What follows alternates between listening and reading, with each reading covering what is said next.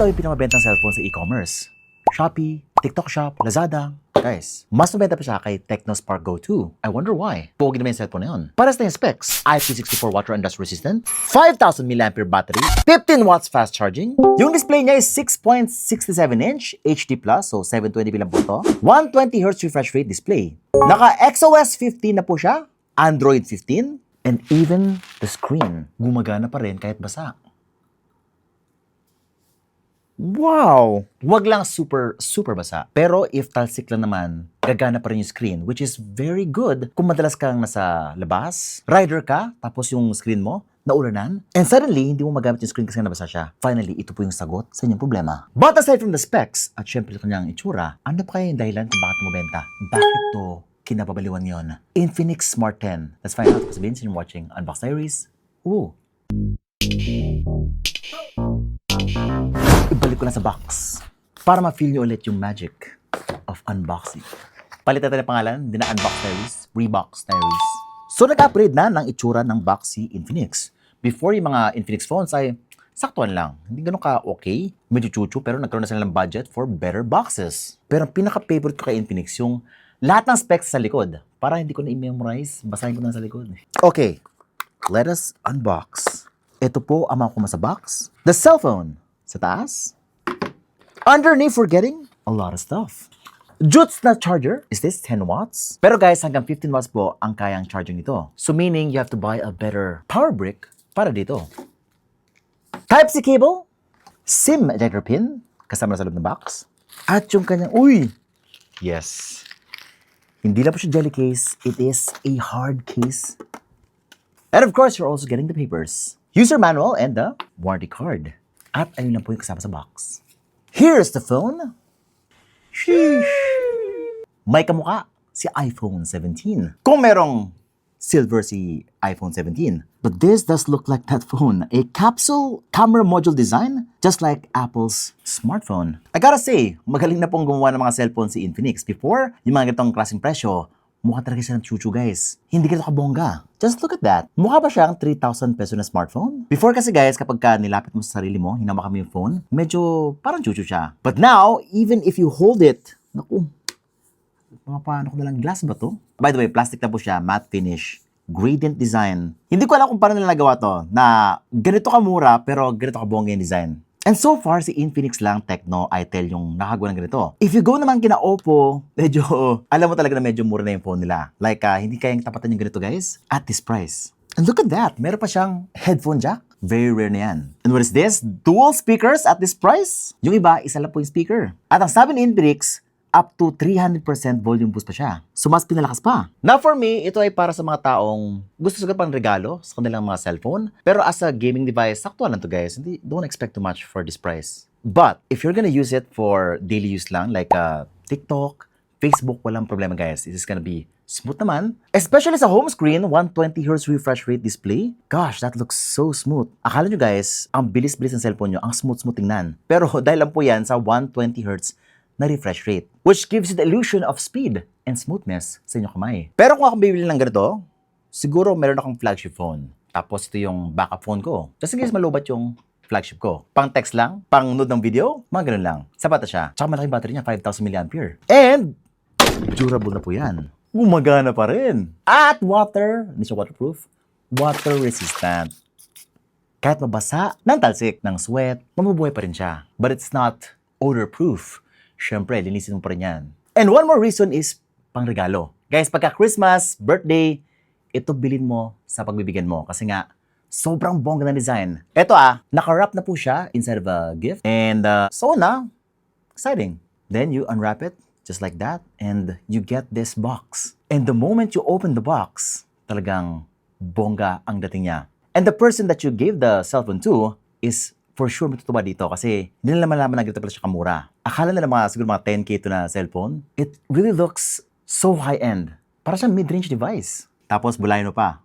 iPhone 17 yan. It is a Infinix Smart 10. By the way, naka-dual nano SIM card na pala siya at SD card slot up to 1 terabyte. Pero ito if I were you, kung ikaw mismo gagamit or kung you really care about the person na pagbibigyan mo na ito, do not get the 364. Or kung nagtitipid ka talaga, gusto mo lang talagang manregalo, 364 ka na. Pero if you really do care about the performance, at least 4 gigabytes of RAM, 128 gigabytes of storage. Una-una yung RAM. Guys, kapag ka 3 gigabytes lang, medyo mabagal yan. Pag nag-open ka ng apps, ramdam ang pagbagal sa cellphone nyo. Also, lagi magko-close yung mga ibang apps sa memory kasi kulang ka na sa RAM. Ang ginagawa po kasi niyan is, want mo yung bilis na pag-reopen ng apps mo ng mga binuksan mo na before. Kapag meron kang enough RAM, mabilis lang po siya mag-open ulit. Pero pag kulang ka, magre-reopen po siya ulit, maglo-load ng parang nag-restart ka lang ng application. And it's not even enough for games. Naglalag talaga yung mga 3 GB na games. But for 4 GB games, talagang ramdam mo yung impact ng extra RAM. Mas smooth na po siya, less frame drops, and faster loading times. Tapos sa ROM naman guys, ito 128 gigabytes at least. Kasi kapag ka 64 lang, ang konti lang ang pwede mo ma-install sa cellphone mo. Madalas isang game lang ang ma-install mo sa 64 gigabyte.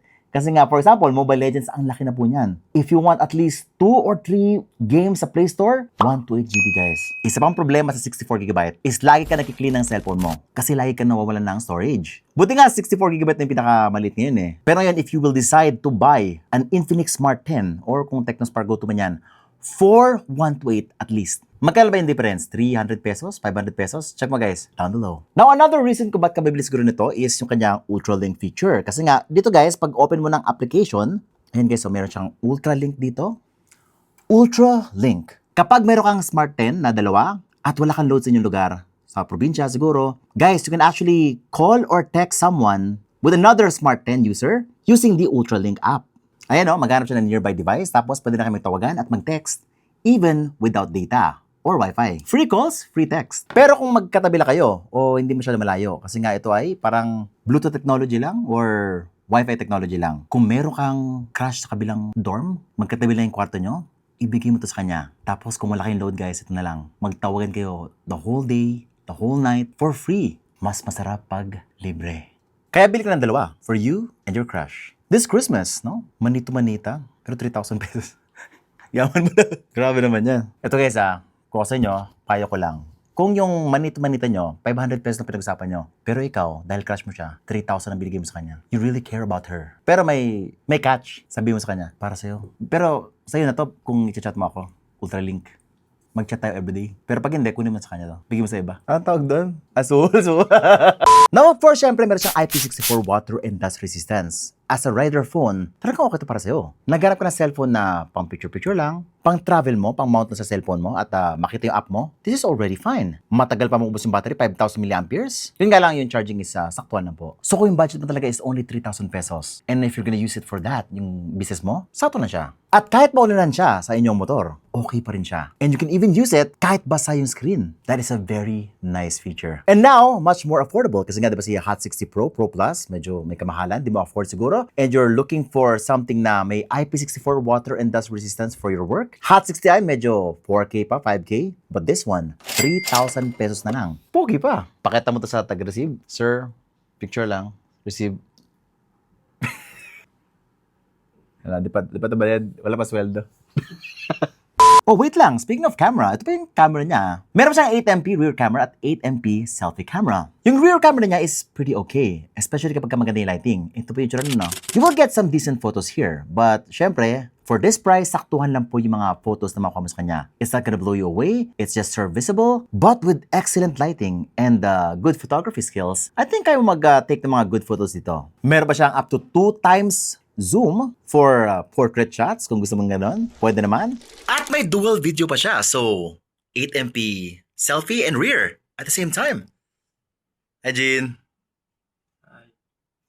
Wala pa siyang sweldo kaya sumangap siya. Ay, hi, Brahel. O, diba? Pero ang ganda pagka maganda yung lighting, oh. Pero sa badalikod kasi nga, yung ano siya, against the light siya. So, saktuhan lang po yung dating niya.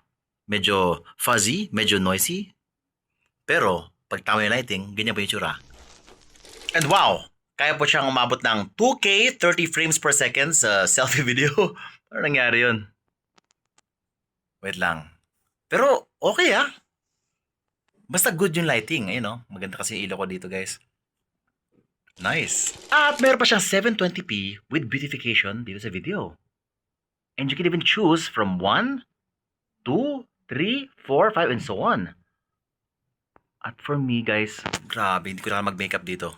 Look at that. Laging fresh, pagka nag-selfie video ka. Hey guys, what's up?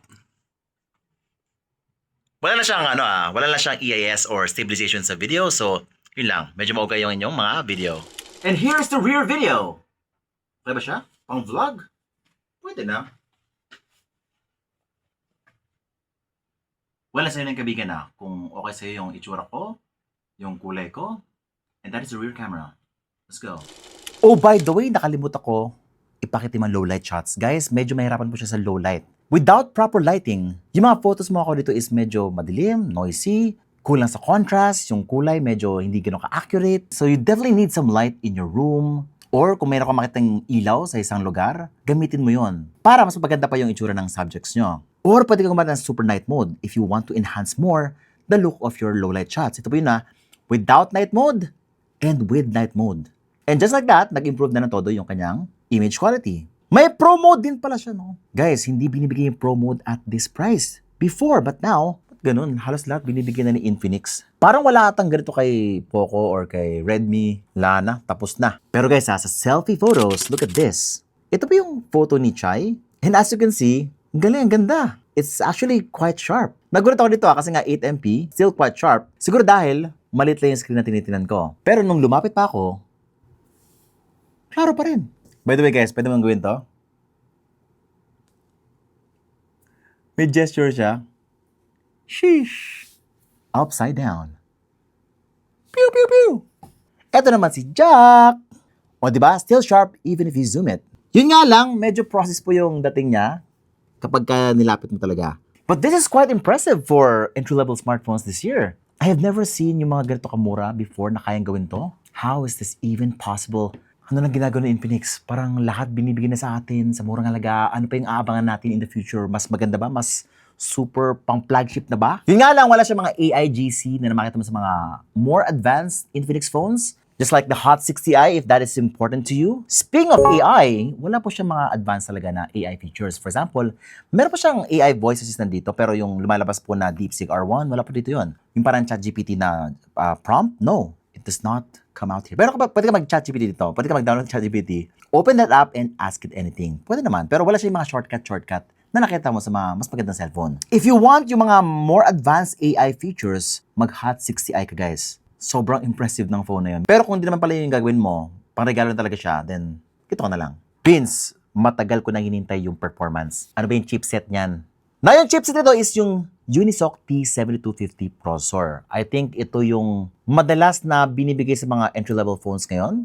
This year, it's always this chipset. Kasi yung bilis niya, si Hot 60i. And that phone is like 4,000, 5,000 pesos. And it's even faster than most 4,000, 5,000 pesos smartphones. Katulad ni Vivo Y04, mas mabilis pa siya doon. Or kay Oppo A3X. Yes, this is much faster. Pero syempre, in terms of gaming, ang magagawa mo na talaga sa kanya is Mobile Legends, HOK, na medium graphics lang. Mga ganon. Low resolution or standard resolution. Don't go for HD guys. Medyo babagal po siya. Mag-frame drops po siya. It is an entry-level smartphone. Kahit sa Genshin guys, do not do it. Hindi po niya kaya yung game na yon. And that is why low graphics lang po yung recommended ko dito at medium frame rate sa Call of Duty for you to have a very smooth experience. So yun guys like I told you, 4 gigs of RAM, at least 128 gigabytes of storage para mas marami kang download na games for your phone. You will see a dramatic difference in terms of performance. Konti lang idaragdag nyo. Again, link down below. Check mo na yan. Grabe guys, sobrang bagsak presyo. I think this is a perfect gift this Christmas. At marami siyang colors na available kasi nga sobrang benta niya. The demand for this phone is just huge. Guys, pili ka na ng color na gusto mo dyan.